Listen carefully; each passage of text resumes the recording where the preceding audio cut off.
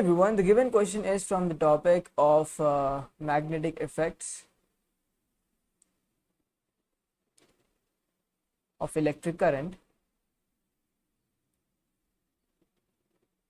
It is from JEE Advance 2014 paper 1.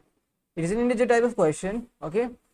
Integer or numericals, something like that. So we need to calculate the value of R1 by R2, okay? So two parallel wires in the plane of the paper at a distance x0 apart, okay? A point charge is moving with speed u between the wires in the same plane at distance x1 from one of the wires. When the wire carries current of magnitude 1 I in the same direction and the radius of curvature is R1, okay? In contrast, if the current I in the two wires have direction opposite to each other, the radius of the curvature of the path is R2. So if x0 by x1 is 3, then what is R1 by R2? See, first of all, let's calculate the value of B, okay? So here we have the two wires, okay, infinite wires, right? So I'll make this infinite sign. They're x0 apart. There is this guy, okay, velocity is v. We don't care about what direction the velocity is, okay. Now case 1, I in same direction, okay. So in that case, the B, let's call it B1, it will be equal to mu naught I upon 2 pi, this is x1, 2 pi x1. In same direction implies, if you use the right hand thumb rule, they are getting subtracted. So it would be minus mu naught I upon 2 pi x0 minus x1. Similarly, we can say case 2, B2 is equals to mu naught I upon 2 pi x1 plus mu naught I upon 2 pi x0 minus x1. Alright. Okay. So now also we know this thing that radius of curvature is mv by qb.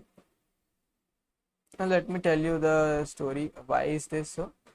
You know, mv square by r is equals to the force, and that is equals to bv into L. Okay, so this and this gets cancelled, and the R comes out to be not L, Q. Okay, Q into V cross B is the direction, is the force that the charged particle will be experiencing in a magnetic field B, given the velocity and the magnetic field are perpendicular. It's actually mvb qvb sine theta. Okay, so R comes out to be mv upon qb. So R is inversely proportional to B. So this implies what we need, that is R1 upon R2, that is equal to B2 upon B1. Alright, so which is basically B2 is, we take mu naught, let's write it over here. For B2, let's take mu naught I upon 2 pi common. It is 1 by x1 plus 1 by x0 minus x1. Alright. And B1 is equals to mu naught I by 2 pi 1 by x1 minus 1 by x0 minus x1. Okay, so this gets cancelled.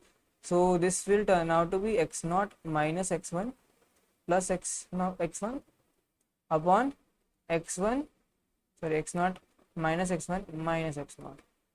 Okay, so minus x1 plus x1, sorry, x0 minus x1 minus x1, right? x0 minus x1 minus x1. Okay, so to get is x0 upon x0 minus 2x1. This is equal to R1 by R2. Now it is given that x0 by x1 is equals to 3. x0 by x1 is equals to 3. So we can say x1 is equals to x0. Let's say x0 is equals to 3 times x1. So we put this over here.